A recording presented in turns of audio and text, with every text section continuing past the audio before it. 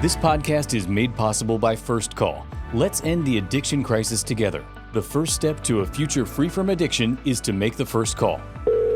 Good morning, this is First Call. How may I help you? Call 816-361-5900 or go to firstcallkc.org. Hey everybody, it's Bill Brandmeyer here, and I'm so excited to be here on the air with you in our very first podcast called Answering the Call, a First Call podcast. First Call is an organization in Kansas City that has been working for the last 50 years or more. We're going to learn all about First Call today, but they've been working in the area, in the space of recovery, prevention, the use and misuse of drugs and alcohol in our lives, and how we respond to the crisis of addiction. And it's an incredible opportunity for us to not only be here to tell you about this incredible organization, but also come on and share with you their insights, their knowledge, their expertise in how to navigate the crisis of addiction in our lives, and what we do to help either ourselves or loved ones find a way home, find a way back to living a life that can be the best life that you can live. And I'm excited for this to be our first one. I think that as we go through all the episodes, you'll find that there's all kinds of nuggets of ways to live your life better. Even if you're not, if addiction's not part of your life, you're going to hear really great life skills as part of what we do. We're also going to tell stories of people that have interacted with First Call and found a way to find hope and healing and find a way to into recovery. And that's really what this is all about. So I'm going to stop using my words and start using the words of First Call, because I'm joined by the executive director, Emily Hage. Welcome to the show, Emily. This is your show. So we're going to go down this path. I'm going to take this first opportunity to say thank you so much for coming on and being a part of this, for saying yes to me as we got to know each other, and I suggested that we create a podcast which advertised and promoted the First Call mission. You said yes, and that takes some courage. I know that this isn't your expertise. This isn't what you're born to do, right? Right. But there's a reason that you want to do this, and I think that most often when I tell people that I'm starting to work with an organization like First Call, they say, "What's that?" Right. What is First Call? And why is it that you want to do a podcast that features the mission of First Call? Yeah. Thank you. Well, thank you, first and foremost. I've worked at First Call for 14 years, and I wish that people weren't still asking that question, but I get calls all the time, and we're right on State Line Road. I can't tell you how many times we have someone come in to our building right there at 90th and State Line and say, I've driven by here 15 times, no idea. So First Call is Kansas City's go-to resource for substance use prevention, harm reduction, and recovery. And what that really means is that we're working to build bridges and fill the gaps that so many folks find as they're trying to find a healthy, happy life in recovery. We are very lucky in Kansas City. There are tons of resources that focus on all different types of paths if somebody is trying to get sober, but knowing how to access them can be very difficult. And so that's First Call's role, is we kind of sit right in the middle of all of those amazing resources, and we help connect the dots. So we've been doing that for, I think, 67 years, since 1958. 67 years. Yeah. Okay, I was like 50 years. No, that's 67 years. Yeah.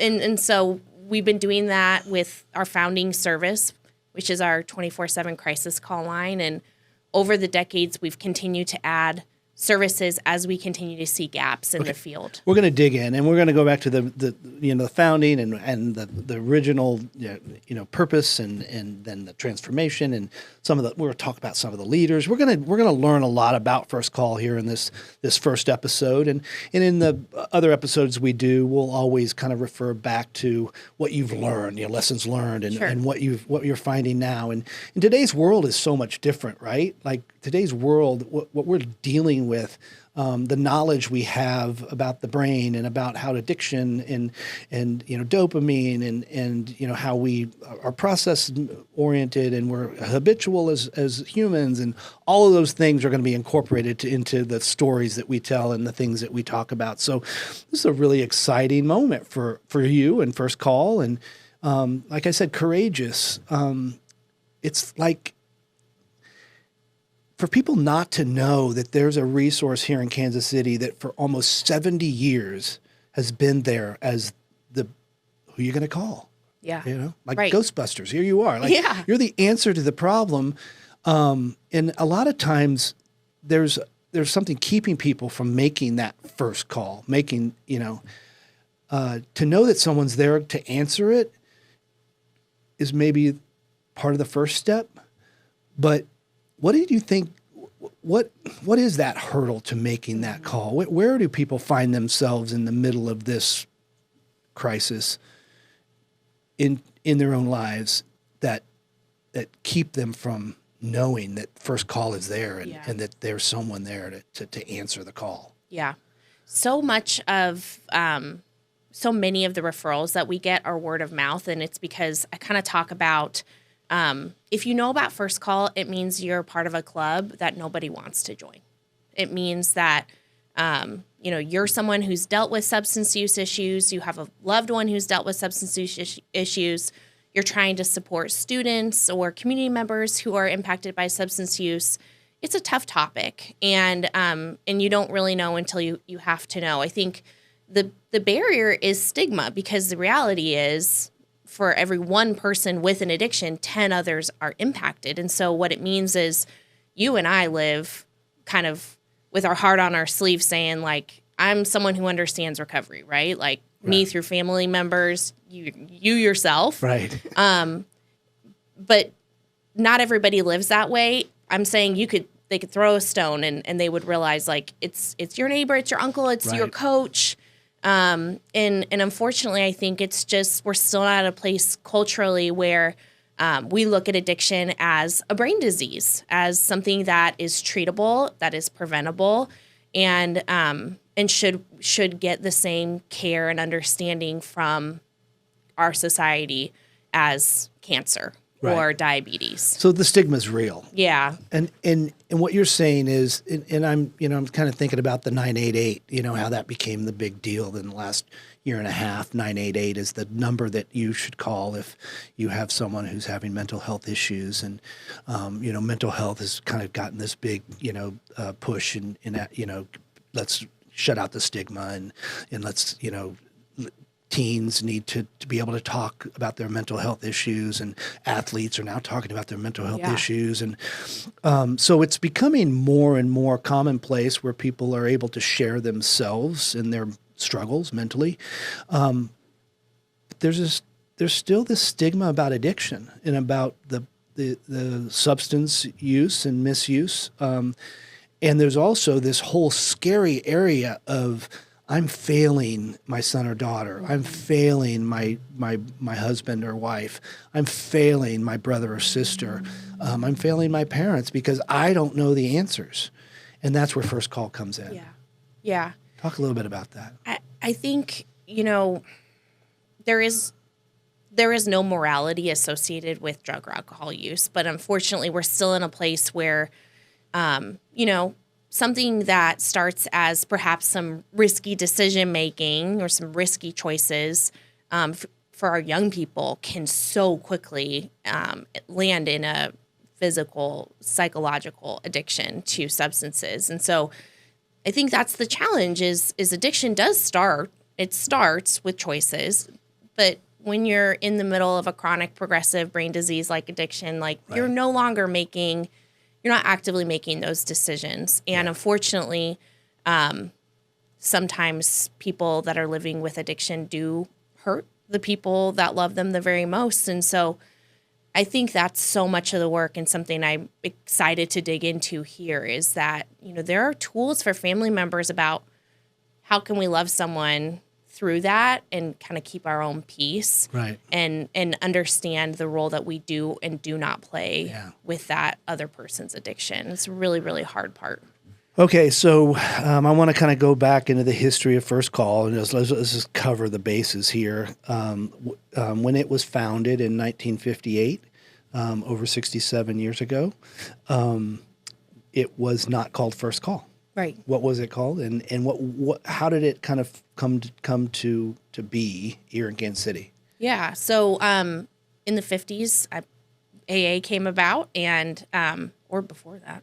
Yeah, no, early, yeah, 35. Earlier. Yeah, So Marty 1935. Mann was kind of, she's like the first famous woman member of AA, but something that she had a little bit of a challenge with, and she felt like was an opportunity was, AA was for the alcoholics themselves, and it's an anonymous program, and she had a recognition that other people were impacted by the alcoholic in their life, and so it was really her brainchild to develop what was then called the National Council on Alcoholism, the NCA.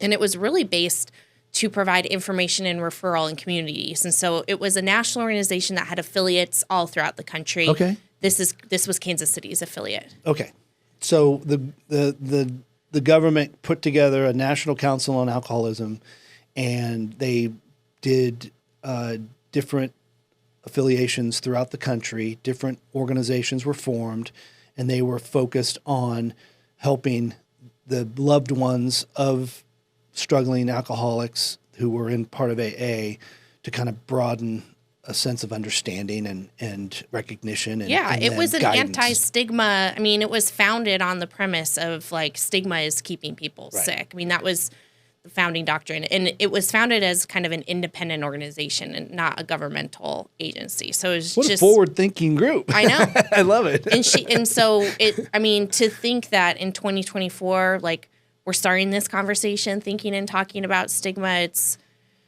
is impressive, but it's also frustrating. Yeah, here right? we still Here are. we are. Yeah. Yeah. Well, I think that obviously, the whole idea that I'm a recovering alcoholic, and that I am part of an anonymous organization called Alcoholics Anonymous, and that, it started out being almost, you didn't want people to know early on. But for me, as I've kind of gone through it, I've always worn it as a badge of honor. Like I've had to work really hard to stay sober, and I've had to do a lot of soul searching and digging into who and what I am as a person, and if someone understood what it takes to live a daily life of sobriety and focus on what that is. We just had a meeting last Monday night. We talked about the expansion of God in our lives as we work the 12 steps. Those are concepts that, would be good for anyone to think about, to understand how, as we live our lives, how do we expand the existence of God in our lives to do better, to be better people. For me, it's always been that journey. It's always been about how do I become a better person, a better version of myself.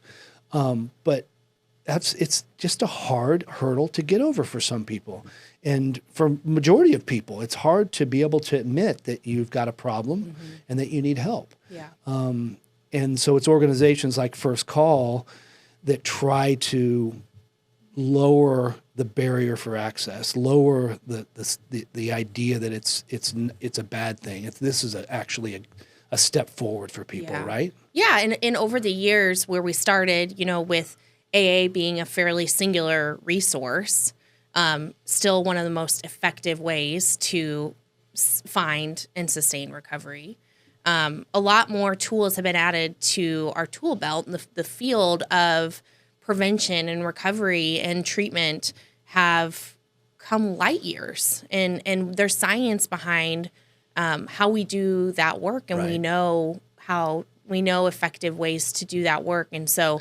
But it really was built on that initial premise. I think that the anonymity of community self-help groups like AA or NA or any of the others, I understand why that exists. I have my family members are longtime participants in those groups, but I do think that it maybe compounds some of the stigma sometimes because what started as having to be anonymous, in the 30s, I don't think it needs to be anonymous anymore. And I think that, we see it all the time. Like sometimes we have donors or people who want to participate in First Call, but they want to do that anonymously because maybe, outward show of support towards an agency that focuses on addiction feels like some sort of admission that they're not ready to make. Right. And so it's, there's a path for every person and their preference.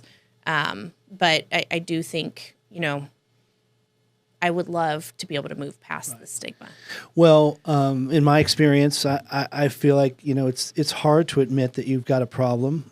People don't want to admit that. The very first step of AA is admitting you're powerless over your addiction and that your life has become unmanageable because of the way that you live your life. And that's admitting defeat. I mean, it says it in the big book, we're admitting, ultimate defeat. But early on, someone said, you're surrendering to the addiction, but you're also moving over to the winning team, And so, as we kind of go through this, we're going to tell stories about people that have utilized the services provided by First Call, and how that has helped them navigate this for someone they love. And really this organization is for the family of the person as much as it's for, as you said, as Marty Mann kind of created this, is for the family of the person that is actually seeking help through some sort of sobriety, recovery, trying to manage not using all the time, and that's that has to be, there's going to be some great stories here, right? We have some people that have used First Call to change their lives for the better. Yeah. They always say that, recovery is that the disease of alcoholism is a family disease, but recovery is a family process too. Yeah. I mean, I directly and indirectly through my work and my personal life, the power of a family knowing they can say to their loved one, I love you. I'm going to be here when you're ready to get help. I'm not going to participate in X, Y, and Z behaviors. And then having the opportunity to show up and do what they said they were going to do is the most beautiful, powerful thing for a family. That's a story that's been part of my family, my husband's family, and so many people in Kansas City. And that How to Cope program, that's for family members impacted by addiction. Those folks they're starting group text chains and they're connecting on Facebook and they come to alumni groups. It's like they walk out of there not just with so much more knowledge, but like a feeling that they're not alone. Their family is not actually that unique. And there's so much power in that. Well, let's talk about that. So when someone makes the First Call, when First Call answers the call, the name of the podcast, Answering the Call. We're so glad that you've joined us. We're here to talk about how you get to a point where you're ready to get help. What are they going to experience when they make the call? When First Call answers the phone, what are they getting from you guys? Well, first and foremost, they're getting a loving and compassionate voice on the other side, and I think we underestimate the power of making a really difficult call and being met with, "Hey, that was really hard. I'm so glad we're talking." And so I know I trust that 100%. That's always the reception someone is getting from a member of our team. But really what that process looks like is listening first and foremost. Oftentimes somebody is calling after, they've been on Google, they've spent half a day calling numbers, and it's really difficult to know where to start. It matters if you have health insurance or if you don't. Most of the people who we end up really offering support to do not have health insurance. And so that's even harder. And so I can't tell you how often we hear that story of, gosh, I wish I just would have called you first. I've spent half a day, they're frustrated, and gosh, I just wish I would have called you first. And so And the other thing is that oftentimes, a loved one is calling on behalf of someone else. And our job is to kind of understand what's going on with that person, to offer resources that that person will be eligible for based on, gender, insurance status, language, all of these different things that are so you go critical. pretty in depth. Yeah. I mean, I'm obviously the first call is breaking through, right? Getting to that point where you're ready to ask for help.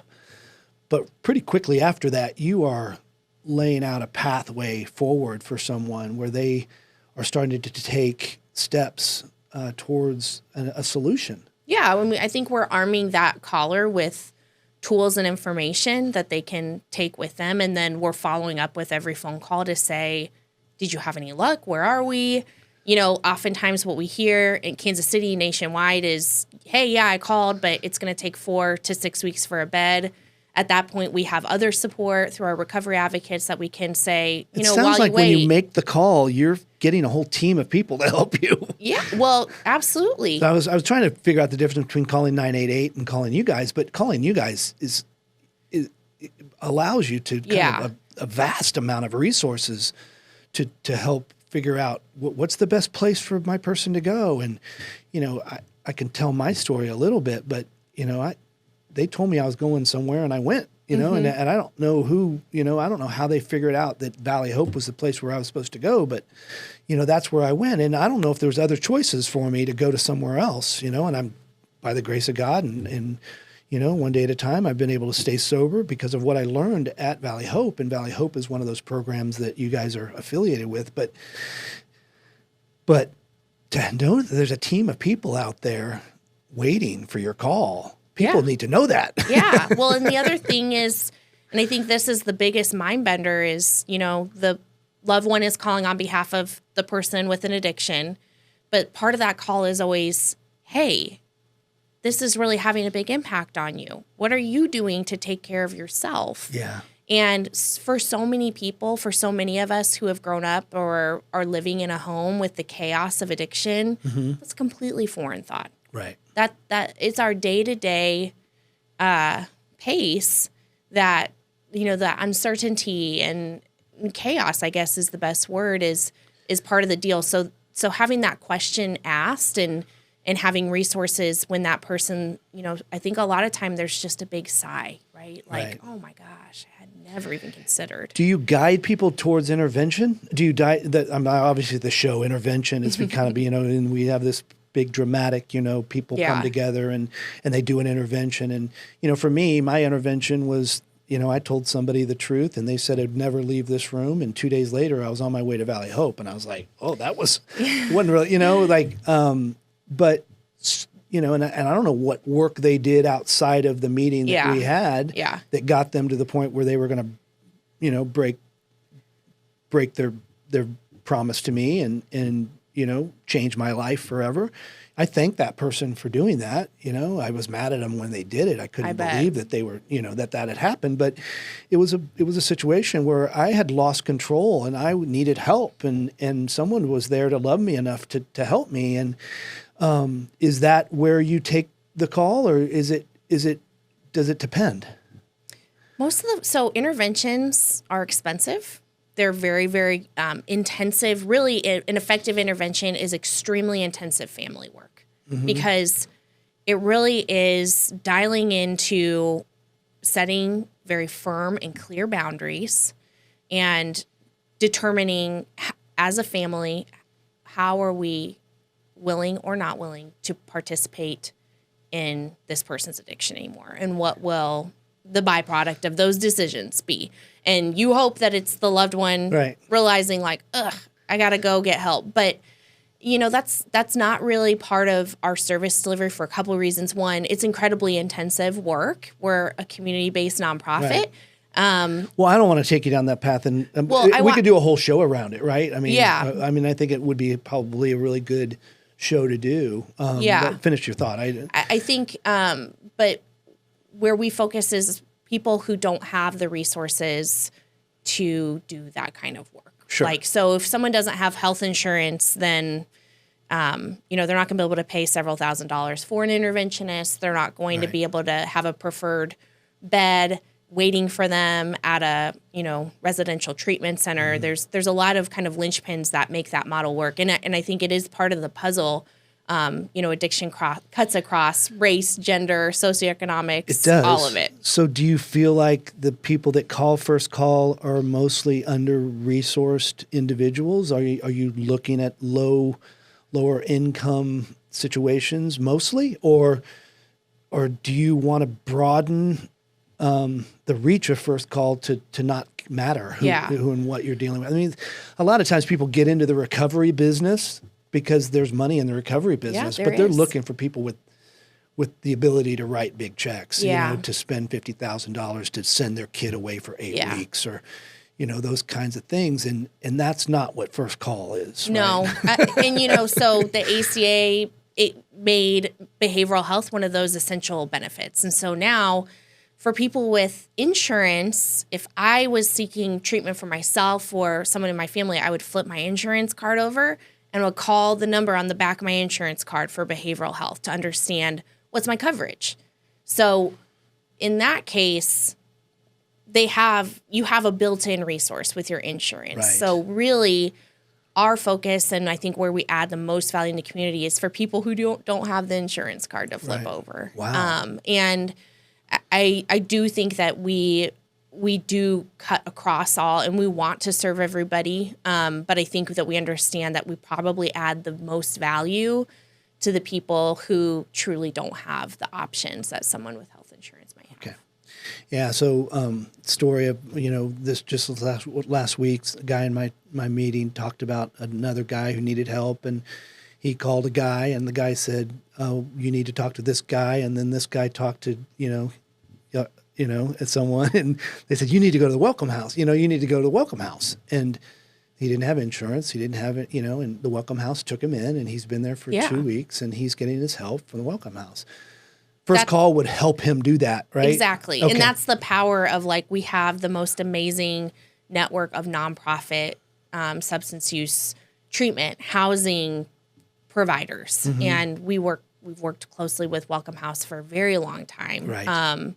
And so many of the other resources that we know, there are a lot of other agencies that are on the same page as us, which know, we need to get someone in. Welcome House is going to work with that person and make sure, they want you to give back. They want you to earn money. That you need to help kind of figure out how to be self-sustaining again. But it's not going to preclude someone from getting a roof over their head. So first and foremost, First Call is the place that you want to call if you are just trying to figure out what to do. But there's more to First Call than that. And I want to kind of move a little bit into your relationships with school districts and with young people and, and with the challenges that our young people face and what you're finding that, when parents call and it's, you're dealing with a lot of cutting edge, upfront, crazy, especially since COVID happened and we had all of the different, mental health issues kind of bubble to the top. And what has First Call, done to move itself into a space where it's confronting the opioid crisis? Mm-hmm. It's dealing with fentanyl on the streets and the scares that we're having with kids that are finding their way into these things. Let's talk a little bit about some of the other things that First Call is there doing. Yeah. Probably our biggest arm of work is our prevention work. So since the 80s, we've been what's called a prevention resource center through the state of Missouri for a catchment area in Missouri. And probably since kind of 2010 or so, we've broadened so that we're doing prevention work on both sides of the state line. This past year, we started working in Wyandotte County as well. And really what that is we are fortunate and privileged to be contracted to be kind of our region's expert on substance use prevention. Let's talk about moving to that because in the past, First Call wasn't a prevention. They were a treatment. They were a find help and never been a treatment agency. Okay. So that's a tricky kind of nuance of what we do. Yeah. But you do provide counseling. We do recovery advocacy, those are called recovery support services. Okay. Yeah, it's a little different than primary treatment. I get it. I think everyone needs to understand this, that it is an organization that, has invested the time and energy into creating a staff of people that help navigate. It's really like your navigators. Exactly. Yeah. And when you start talking about prevention, you're trying to get out in front of the problem. You're trying to be the person and the resource or in the information transfer that says you never have to get to this place where you might need to call first call. That's a shift. And I'm sure it's a shift in strategy, but was it a shift in mission?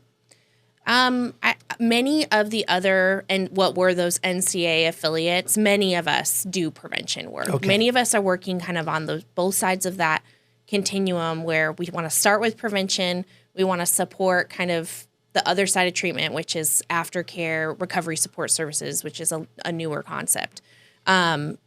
Really, the way our prevention work has changed over the past 30 years, though, is that where we really used to be pretty singularly focused on working with community coalitions. So think about in high school, someone dies from a drunk driver, and oftentimes there would be kind of a community response to that. Mothers coalition. Against Drunk Drivers or something like that. Yeah. And so our role would be to kind of bring that technical expertise to those community coalitions to help them assess what's going on, figure out what, get data, do an assessment, and then figure out what could be some steps to implement some strategies to make sure that doesn't happen again. And so that technical assistance for coalitions is how we first got into prevention work. That's still something that we do. We work with 12 registered coalitions in Missouri who are approaching that work, and we help them build a strategic plan and gather data. We help them understand funding opportunities and really teach those coalitions the science of prevention, which is pretty unknown to most folks in the community. Right. But the second kind of way and the larger way that our work has shifted is we have built extremely meaningful partnerships with almost all the major school districts. And we go into schools year after year, starting as young as kindergarten, and we do ongoing prevention programs with those kids. So is prevention built around just understanding the misuse of drugs and alcohol, understanding the misuse of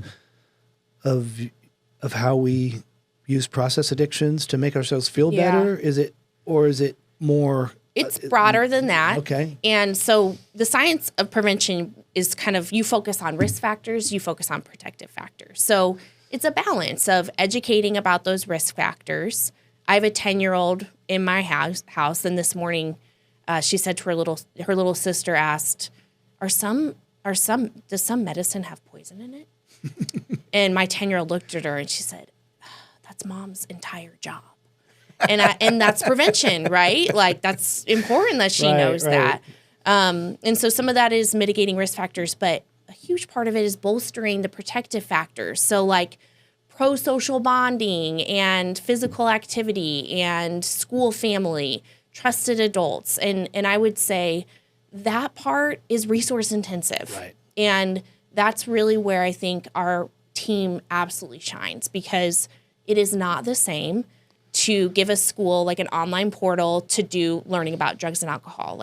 It's information and they need to have it. Going a step further is, I'm going to give you that information about drugs and alcohol, but I'm going to talk to you about healthy coping mechanisms. Mm-hmm. I want to be a safe person if there's something going on in your life. And oftentimes our prevention staff finds themselves after the group talking to the kid that's saying, I think I'm depressed. I think I need some more help. Well, I'm a big prevention advocate.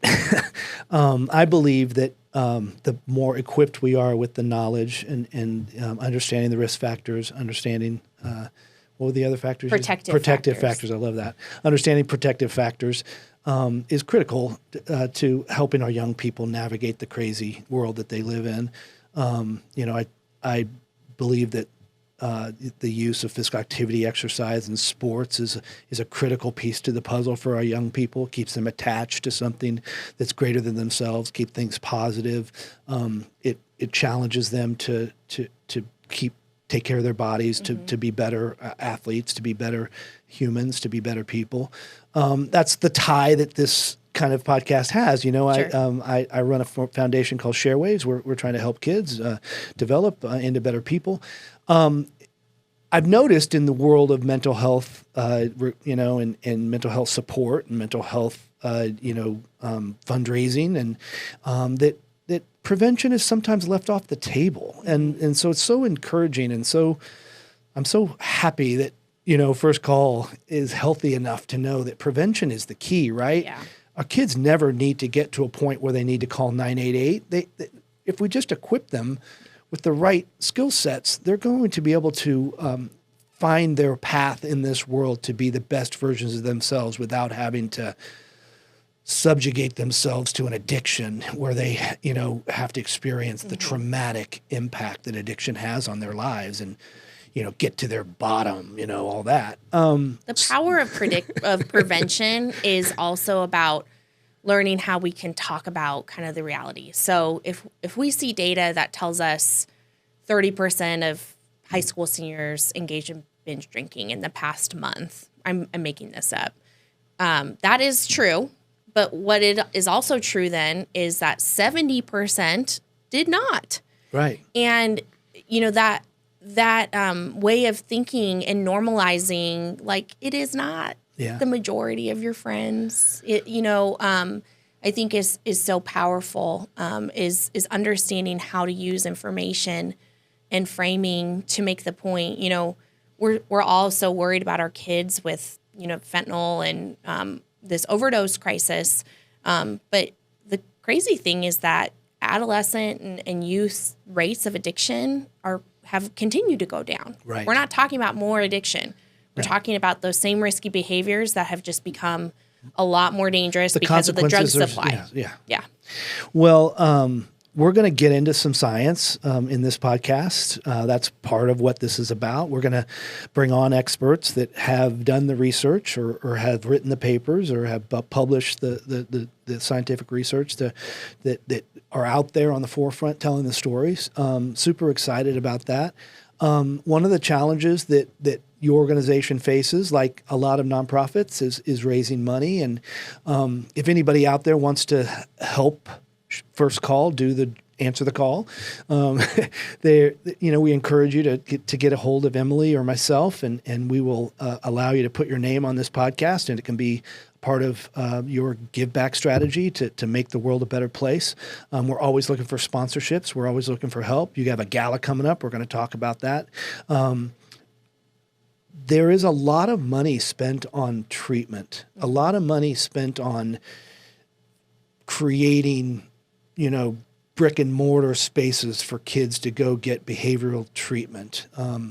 I know that Olathe is opening up an $8 million facility that has 130 beds, that Children's Mercy Hospital is putting money into this. They're putting money into a whole strategy, like $150 million they're trying to raise over the next 5 years to help the treatment of mental health for our adolescents and teens and kids. Noble, wonderful, incredible. Call Illuminate. If you want to find out about it, go to the Children's Mercy website or just Google Illuminate. You'll see all about it because they're well funded and well put out there.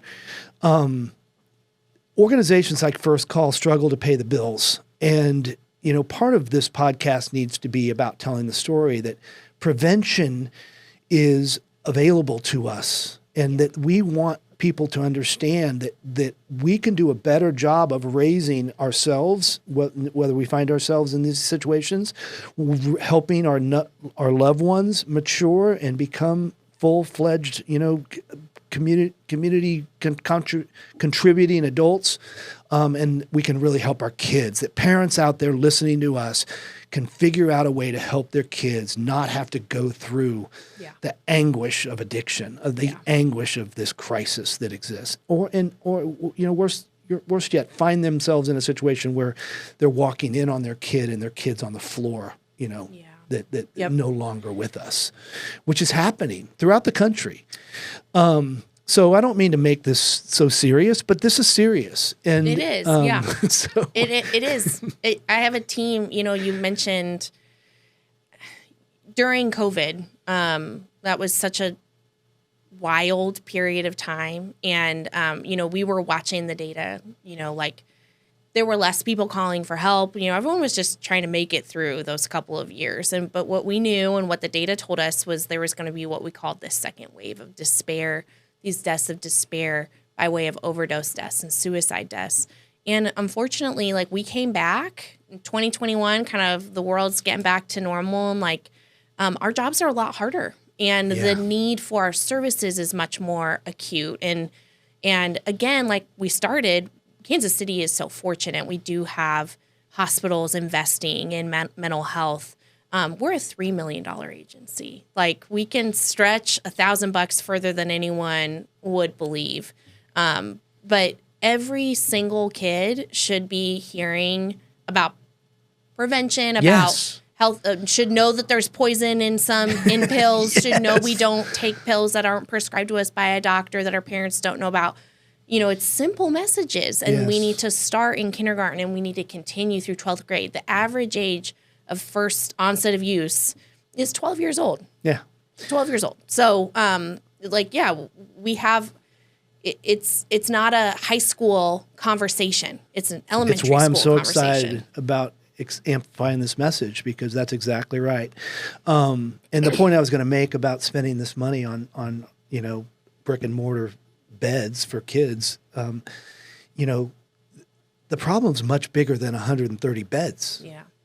We have 80,000 kids in our city that are suffering from mental health issues that they don't have any help for. We have overloaded. I mean, I've taken my son or daughter to a therapy session, and the room is full of people. I mean, these counselors and these psychologists and these addiction recovery specialists, and everybody's busy helping.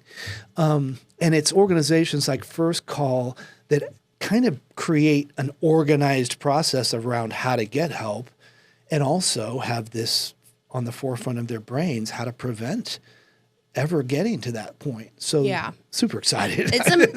We have to have long-term and short-term strategies, right? Yeah. And long-term prevention is the play. Well, when we started talking about doing this podcast together, one of the questions I asked you was why you're doing this. Why you, Emily Hage? Why are you qualified to be a part of that? You kind of shared with me a little bit of your personal journey. Would you just go ahead and kind of share that with us? Like, what makes this the job that you, for 14 years, you've dedicated yourself to an organization, First Call, that doesn't get a lot. It's not like you're, it's hard work. You're taking on a lot. So my parents met at an AA meeting 40 years ago, I guess. And the rest is history. So growing up in my house, and thankfully my parents have remained sober from drugs and alcohol my entire life, which I am very grateful for. I recognize that that's the best gift that they could have given me. Right. That does not mean that the other kind of side effects of living with two parents with addiction didn't impact me. Absolutely did. There were periods of wellness and not, but at the very base, recovery was kind of the foundation of my family. So you were talking about 12 steps, and that was a joke. I started working at First Call. I was 25 years old. And I started hearing all these things that I was like, my parents say that. And I realized all these little things, these strategies that I'd grown up with, like I'm feeling overwhelmed. My mom would say, let's make a gratitude list. Let's write down 3 things we're grateful for. All these little sayings, keep it simple, stupid and stuff. I didn't know until I was an adult that my parents realized okay, 12 steps are a good way for me. They realized that was a good way for them to live their lives. It's also a good way to raise kids. Yeah. Right. So I think I had the gift of we had lots of people, at our Thanksgiving table, people who didn't have anywhere else to be. We grew up with a lot of giving and generosity in that way. My mom has worked in the field. And so when I went to graduate school, I studied social policy. I was in Minneapolis at University of Minnesota, but I studied how folks in Minnesota could access publicly funded substance use treatment. It's just always kind of been my jam. Right. And so I moved back to Kansas City, and I landed at First Call on the prevention team. So I think that, we have programs for kids that didn't have what I have. Right. Right. It's just as simple as that. Yeah. And for me, again, it does come with a grain of salt, because I do think that whether your parents are sober or not, like, I do think that addiction is bigger than whether or not you're actually using drugs or alcohol, right? There's a whole lot of spiritual fitness. And I'm grateful, like, there's always been a lot of open conversation, vulnerability of, like, I know how my parents take care of themselves. Right. I work really hard to show my kids how I take care of myself too. And the other thing is that, there was so much conversation about, I have several siblings, and conversation about, like, hey guys, like, you need to know that you need to be really careful with drugs and alcohol. We recognize that you'll be curious. Right. You're teenagers. Like, we're not telling you not to live your lives, but, like, you need to know this is riskier for you than it might be for some of your peers. I have those conversations with my kids. I mean, it's part of our family history. They know my background. They know what I've gone through, but and we don't pull any punches, but we also know that it's genetic, and there are links to it. Serious complications because of who and what they are, and who their parents are, and who their cousins and aunts and uncles, and all of us, the whole family unit, has struggled with the fact that living life is sometimes it's easier to escape it than to live it, and we all need support to get through the hard parts of life. We don't need to be choosing to escape through, substance misuse, as we kind of are going to, describe this. There's some harsh ways to talk about drugs, alcohol, and addiction. We want to make sure that we are very inclusive of the idea that all of us struggle in this world with some sort of